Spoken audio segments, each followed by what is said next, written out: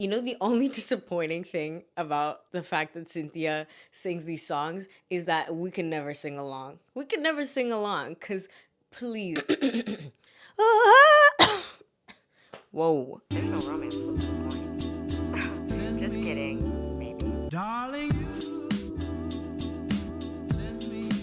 Yo, it's Anne, aka Antagonist. Welcome or welcome back to my channel where we talk all things books, movie, and TV with an emphasis on romance. I'm reviewing Wicked today. But full disclosure, I just saw the movie for a second time a few days ago, so please do know that this is positively, absolutely, no doubt about it, 100% for sure, Wicked propaganda. Wicked is a movie adaptation of the Broadway musical of the same name. The Wicked musical, which premiered on Broadway back in 2003, is loosely based off Gregory Maguire's novel Wicked, The Life and Times of the Wicked Witch of the West, which is a reimagining / prequel of The Wizard of Oz. The Broadway musical and the film serve as an origin story to the Wicked Witch of the West and Glinda the Good, and we follow them as they start their first year of magic or sorcery university. We follow their complicated relationship and see how both girls navigate the hardships of friendship and morality.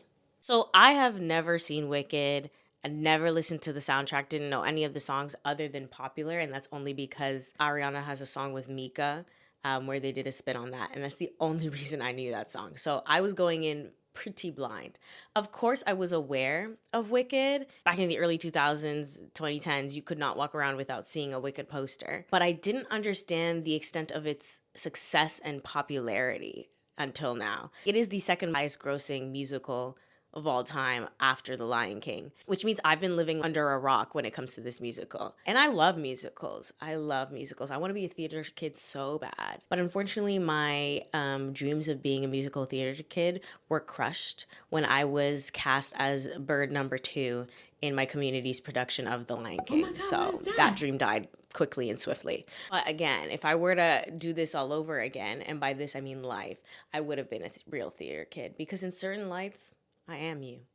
And I shouldn't have determined my career based on a casting decision when I was like, what, 11 years old? Yeah. Enough about that. Let's get into my thoughts of the film. Wicked is the first part of a 2-part film.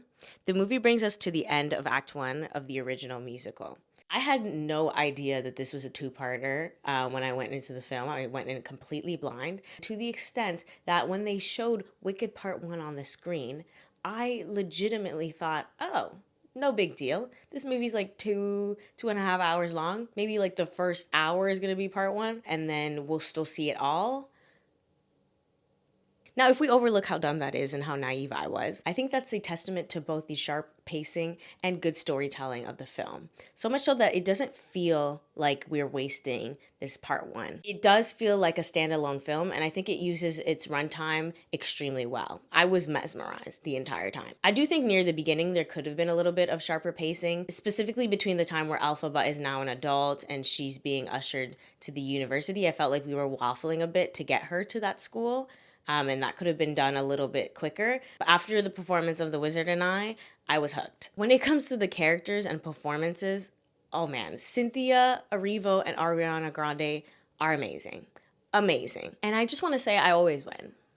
I always win. I am both a big fan of Ariana Grande and Cynthia Erivo, especially Cynthia Erivo. I don't play about Cynthia. No ma'am. No ma'am. She is the most talented vocalist of our generation. And I've thought that, and I've known that for a long time. On any given weekend, I will watch her performances, and she usually has like a big orchestra, and she'll do covers of classics, sometimes Broadway songs, and I will replay that on repeat all the time. I watch that just to hear her voice. She could sing me instructions to a recipe, and I would be moved to tears. I do think Cynthia's performance as Elphaba will shine the brightest throughout the 2 acts as a whole, and especially in part 2, because Cynthia really nails the gravitas and let's say complexity that comes with playing Elphaba and the darkness of her story. And I know things will become even more charged in part 2, so I anticipate that I will be even more blown away by her performance in the next film. And I'm just waiting for her to collect her EGOT. Yep, I'm waiting for her to complete her EGOT, but I'll touch more on the performances and the songs later on. But overall, especially from an acting standpoint, she really did a great job at making us feel empathetic towards her character and rooting for her. and you immediately hold space for her in your heart. Holding space. You automatically root for her, which really makes me worried about part two. But I do have to take a moment to applaud Miss Ariana Grande's performance. It's 100% a standout performance. When she's on screen, you cannot keep your eyes off of her. The commitment to the role, her comedic timing and style makes Ariana's performance shine brightest in this film. I think a lot of people were holding their breath to see what Ariana's performance would be, but I think y'all forgot that she's a theater kid through and through. Like, she went back to her roots, if anything. Overall, Cynthia and Ariana are the only people that could have played these characters, and I truly believe that. Jonathan Bailey plays Fiyero in the film, and he is so charming, just so charming. If you've been here on this channel before, you'll know about my Anthony Bridgerton obsession, so of course this was gonna work for me. Of course! Johnny could have chemistry with a lamp. With a lamp. And the eye contact that he gives, oh my gosh, I had to look away from the screen shyly. I was looking away from the screen. I can't. He knows how to do, he knows what he's doing. You know what you're doing. I can feel that there's a lot more to his character and that we've only scratched the surface in part one. So I can't wait to see where his character goes in part two. Jeff Goldblum plays the titular Wizard of Oz, but overall his part is pretty minimal in the film. So I'm going to reserve my thoughts on his performance for part two. Michelle Yeoh as Madame Marble, I have to say, is the only casting decision I feel the most indifferent about. For everyone else, it's abundantly clear to me why they were cast in the roles they were in, but I can't say the same for Michelle.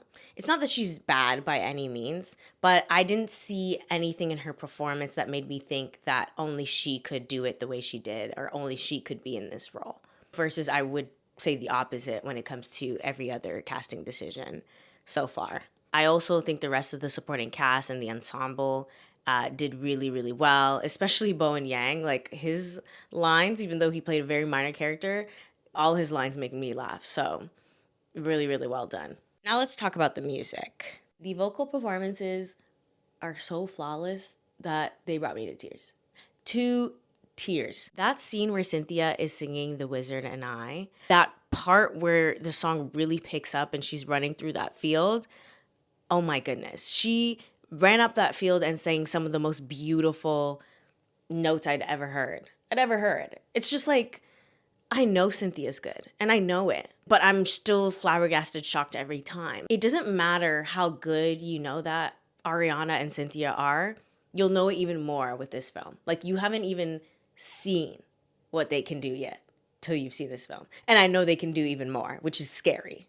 It's just scary, but of course it is, because it's Cynthia and Ariana and Cynthia. But in terms of favorites, What Is This Feeling takes the cake for me when it comes to songs, because it did everything perfectly. The song is so catchy, it's fun, and the sequence of the scenes are so visually captivating. The meticulous care that went into the choreography and camera work is so clear, and it just draws you in. It feels the most musical / Broadway-esque piece, and it felt like I was sitting in the theater, like I was on Broadway. Like, I had paid a discounted ticket of $60 for my ridiculous popcorn and drink and sat down, but I felt like it was worth every penny. Like, I was watching a show. Other standouts for me are Popular and, of course, Defying Gravity. So especially when Cynthia delivers so if you care to find me, look to the western sky. The only disappointing thing about the fact that Cynthia sings these songs is that we can never sing along. Because please, can I hit those notes she's hitting? Yeah, right. Can I hit the run she's running? Yeah, right. Can I do blend the way that Ari and Cynthia are doing? Please. I also know that I'm Not That Girl is a fan favorite for a lot of Wicked fans. Literally, the second time I was watching it, a girl next to me was bawling her eyes out during that time. So I do feel that this song will grow on me slowly but surely. Very similar to how On My Own in Les Miserables had to grow on me, but now it's like I sing it all the time. I'm obsessed. So I anticipate that I'm Not That Girl will become that for me as well. When it comes to the production, this to me is what sets Wicked apart as an adaptation. We have had some clunky, dare I say, dusty adaptations in the past few years. from Broadway adaptations to live action adaptations. All these studios making live action remakes need to take notes from John Chu and the Wicked production team because they know how to use the medium they have to their advantage. Film is different to stage, which is different to book, and we all know, but Chu and the production team understand the magic that they can create with film when it comes to angles, visuals, choreography, sound.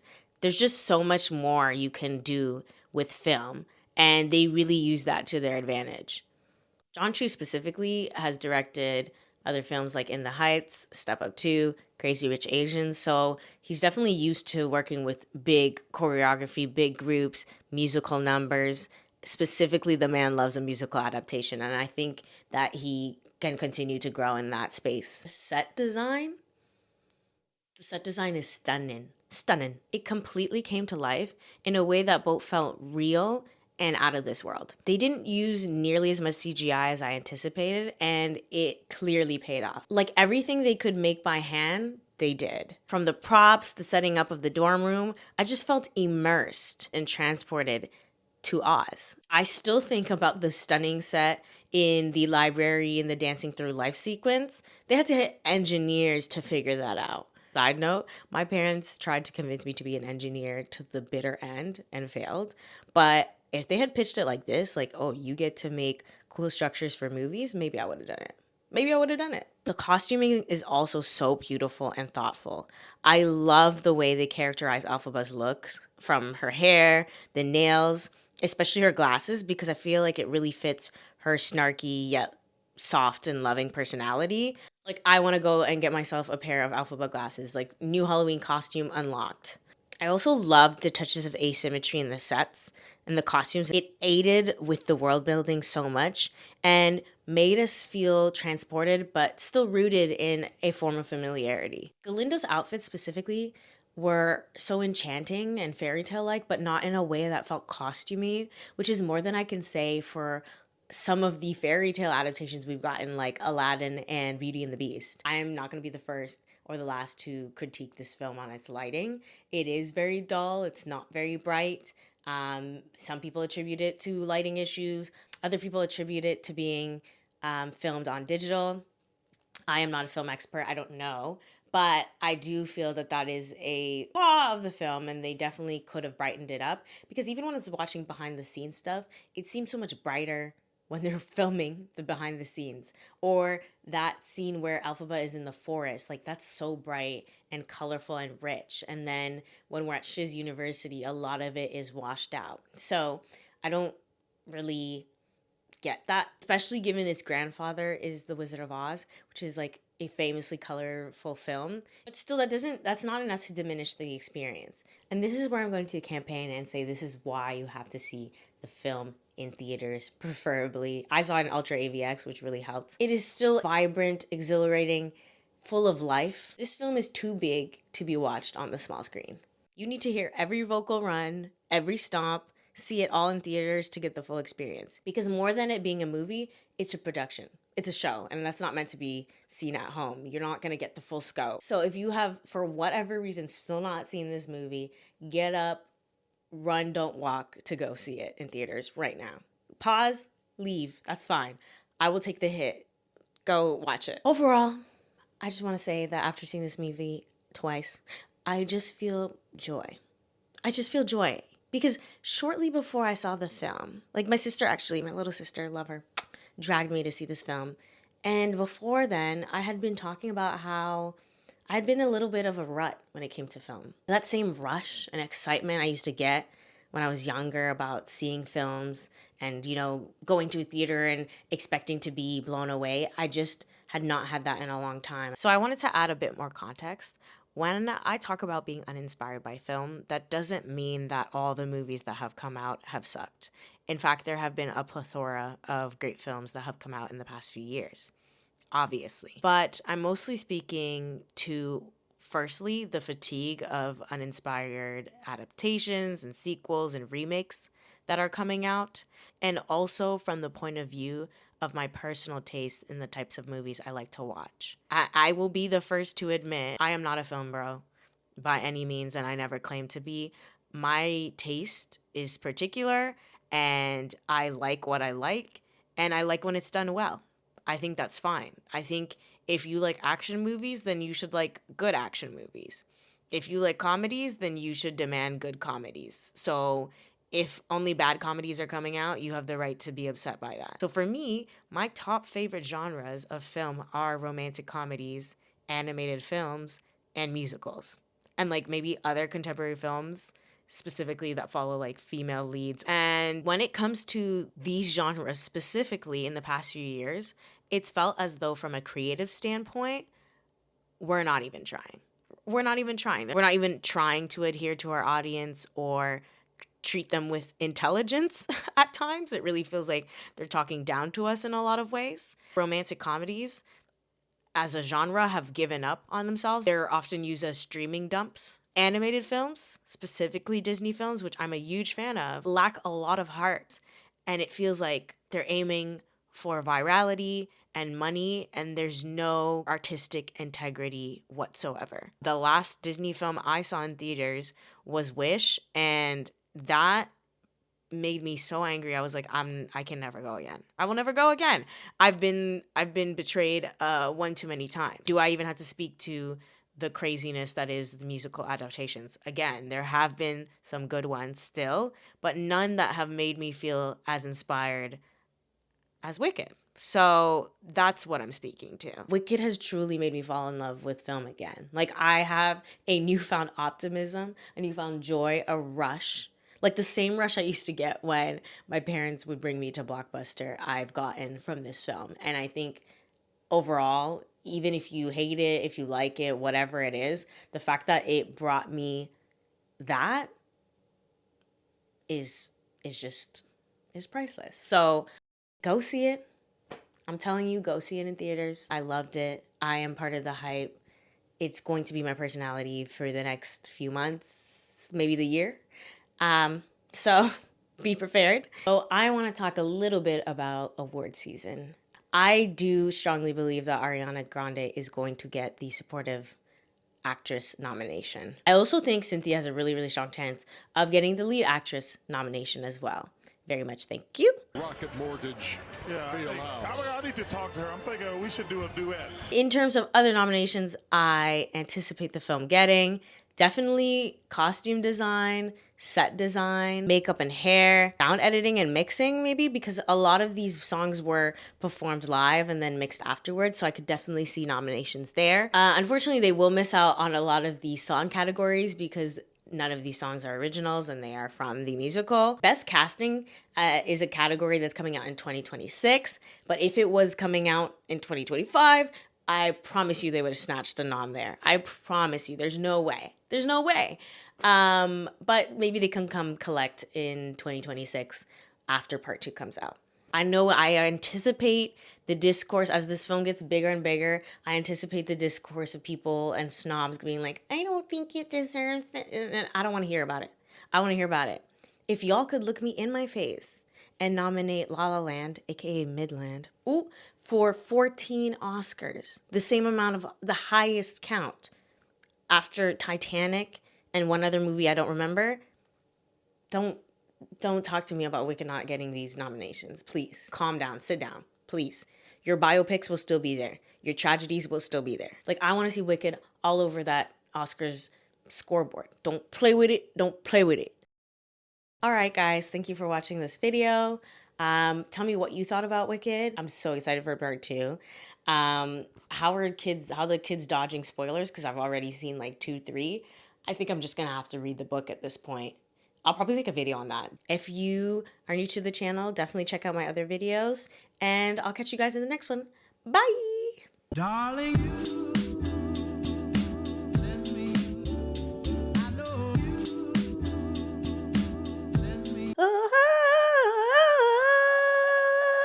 oh man, I hate that when I listen back to it.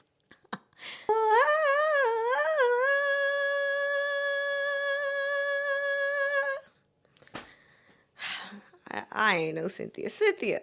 Cynthia, help me.